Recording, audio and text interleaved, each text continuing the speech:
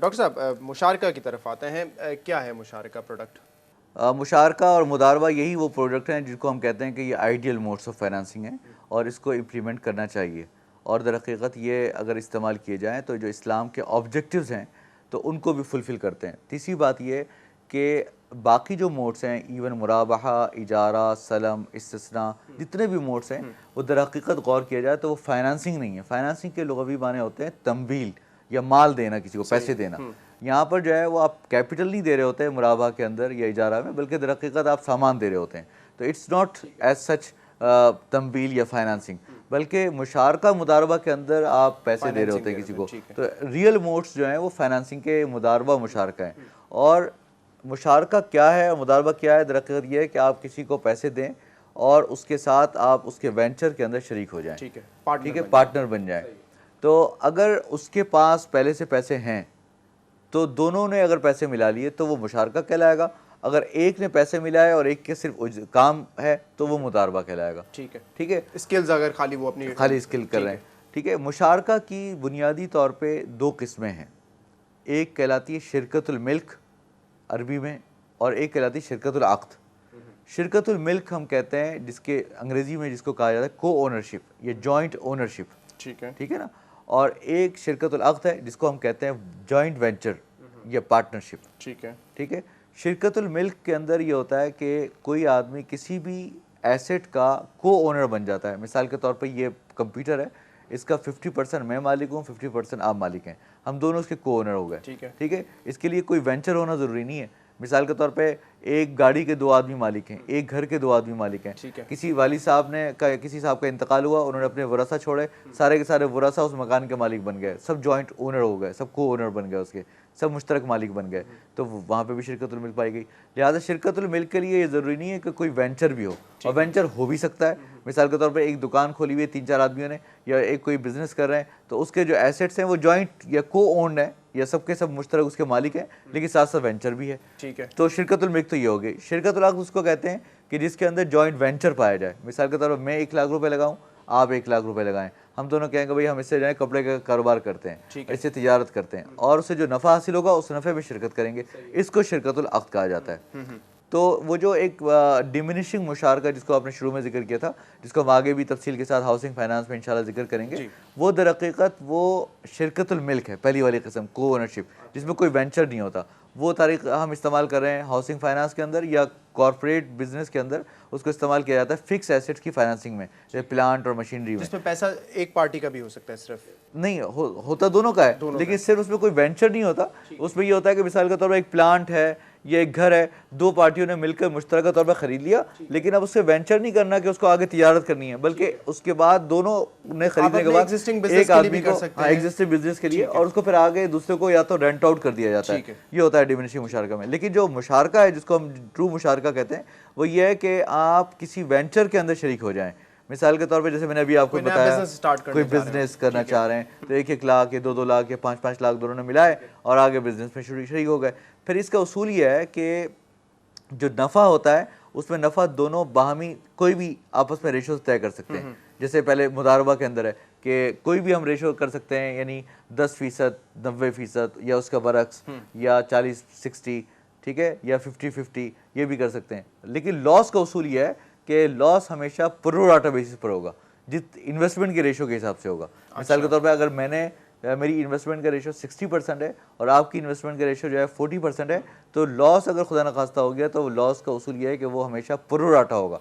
यानी मैं 60% इन्वेस्टमेंट होगी आपकी, आप इन्वेस्ट करेंगे, जबकि प्रॉफिट आप डिसाइड कर लेंगे कि कितना हो सकता है। जी ठीक है। तो ये इसकी क्या वजह है? क्या मतलब ऐसा भी हो सकता है कि लेट्स से अगर एक बैंक और एक इस्लामिक बैंक और उसका क्लाइंट पार्टनरशिप में है, तो प्रॉफिट वो 50-50% है, लेकिन बैंक ने 80% इन्वेस्ट किया है, तो लॉस बैंक को 80% होगा। क्या लॉजिक क्या है इसकी? उसकी वजह यह है कि आप प्रॉफिट का तो कोई भी रेशो इसलिए मुकर्रर कर सकते हैं कि प्रॉफिट के अंदर मिसाल के तौर पे हम दोनों काम कर रहे हैं, ठीक है, मुझे पता है कि भाई मैं इतना काबिल नहीं हूँ तिजारत के अंदर, मुझे इतना पता नहीं है, पैसे तो अगरचे मैंने लगा दिए, लेकिन मैंने इतनी काबिलियत नहीं है। लेकिन आप माशाल्लाह आप पैसे भी लगाए हैं आपने और आपको बिजनेस करना भी आता है, लिहाजा आपका रेशो प्रॉफिट हाई हो सकता है। लेकिन लॉस जो होता है वो हमेशा ओनरशिप की बुनियाद पे होता है कि जो भी पैसे कमाए गए या जो भी एसेट्स क्रिएट हुए वो क्रिएट पैसों से हुए थे, जितने पैसे इन्वेस्टमेंट किए गए थे, लिहाजा उसी की बुनियाद पर जिसकी जितनी ओनरशिप है, जब लॉस होगी तो उतनी डिक्रीज हो जाएगी, इतनी वो लॉस हो जाएगी, लिहाजा वो उसी प्रोडाटा की बेसिस पर होगा। प्रैक्टिकली पाकिस्तान में किस तरह आप देख रहे हैं और दूसरे प्रैक्टिकली यही वजह है कि हम लोग बुनियादी तौर पे प्रैक्टिकली सच्ची बात है पाकिस्तान के अंदर मुशारका या मुदारबा को इम्प्लीमेंट करना बड़ा मुश्किल लग रहा है। अगरचे पूरी कोशिश है, उसकी कई वजूहात हैं। सबसे बड़ी वजह यह है कि हमने जो गुज़िश्ता 10-11 साल में देखा वो ये देखा कि जिन जगहों पर बैंक चाहता है कि हम उनके साथ उन पार्टीज़ के साथ मुशारका करें, वो मुशारका करने के लिए बैंक के साथ तैयार नहीं होते। मिसाल के तौर पे हमेशा बैंक की ख्वाहिश होती है कि हम ऐसी पार्टीज़ को इन्वेस्टमेंट करें या ऐसी पार्टीज़ को लोन दें या फाइनेंसिंग दें जो कि बहुत ही हाईली रेटेड कंपनीज हों, स्ट्रॉन्ग कंपनीज हों, जिनकी जो रेटिंग हो वो सबसे अच्छी हो, ठीक है, और उनके अंदर क्रेडिट असेसमेंट के ज़रिए उनकी वैल्यू अच्छी हो। जब उनको हम देना चाहते हैं तो वो उनके पास ऑलरेडी सारे कन्वेंशनल बैंक तैयार होता है कि उनको चीप रेट के ऊपर उनको फाइनेंसिंग दे दें। सही है। अगर आप उनको मुशारका देते हैं तो इसका मतलब ये है कि आप उनके प्रॉफिट में शरीक हो गए। बिल्कुल सही बात, ठीक है ना। अब अगर वो 10 मिलियन कमाएंगे तो 10 मिलियन में उसके एक्स परसेंटेज के साथ शरीक, अगर वो 20 मिलियन कमाएंगे तो वो तो कैपिटल मार्केट से जाके कैपिटल मार्केट से रेज कर लेंगे, वो एक फिक्स रेट दे देंगे, तो वो अपने शेयर अपने प्रॉफिट में कैसे हमें शेयर कराएंगे। तो इस वजह से वो इनकार कर देते, भाई हम आपके साथ उस तरह का मुशारका नहीं करना चाहते। ठीक है। अच्छा, कौन तैयार होता है बैंकों को मुशारका करने के लिए? वो लोग तैयार होते हैं जिनको बैंक तैयार नहीं होते देने के लिए। वो कहते हैं जो बिल्कुल जिनके अकाउंटिंग वगैरह लिखी पढ़ी नहीं होती, जिनके पास सारे डॉक्यूमेंटेड उनके सारे काम नहीं होते, तो वो लोग कहते हैं हमारा बैंक को आप हमारे साथ प्रॉफिट लॉस कर लीजिए, आप मुशारका कर लीजिए। लेकिन बैंक उनका मुशारका कैसे कर ले?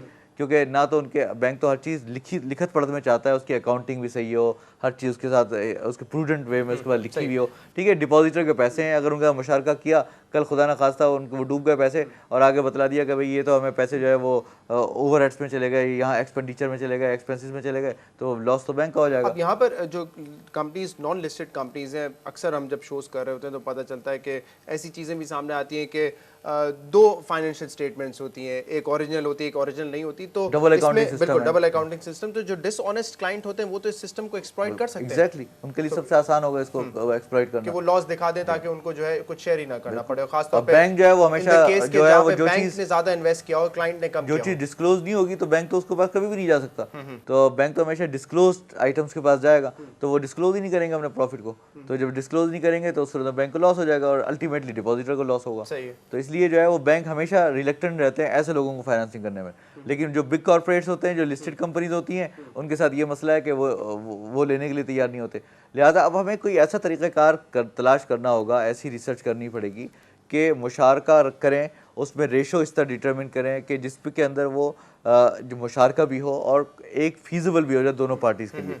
दूसरी बात एक और हमारा यानी मेरा ये ख्याल है कि तब हम जाके कुछ कर सकते हैं वो ये कि एक इस्लामी बैंकों का साइज़ या क्वांटिटी या जो भी उसका वो है उनकी तादाद जो है वो इतनी ज़्यादा हो जाए कि वो हम कहें कि 70-80% हो गई है, तो अब हम मार्केट को डिक्टेट कर सकते हैं। लेकिन वो मेरे ख्याल से पहले आप मुशारका को पॉपुलर करेंगे तभी 70-80% पे पहुंचेंगे। विदाउट दीज कॉर्पोरेट प्रोडक्ट्स लेकिन मुशारका को तो हम कर ही नहीं सकते इब्तिदा में, क्योंकि वो मैंने जैसे अर्ज किया कि बड़ी जो लिस्टेड कंपनीज हैं उनको दूसरे इदारे जो है आसानी से दे रहे होते हैं। तो पहले इस्लामी बैंकों को आप फ्लोरिश करें और फैलाएं, जब वो हो जाए तो फिर मुशारका को लेकर आए।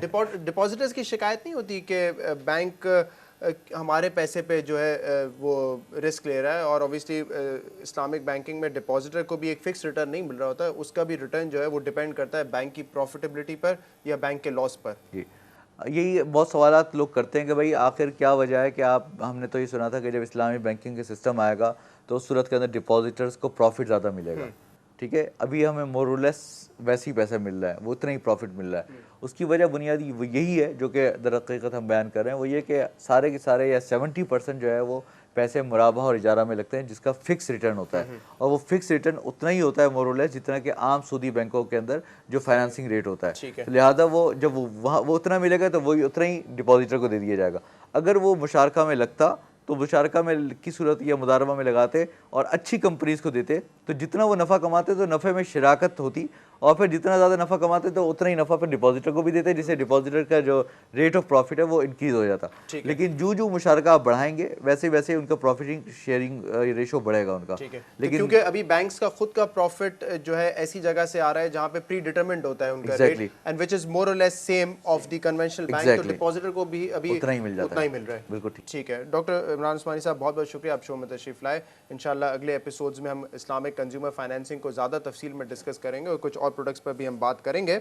हमारे साथ मौजूद थे डॉक्टर इमरान उस्मानी साहब, head of product development and sharia advisor of Meezan bank.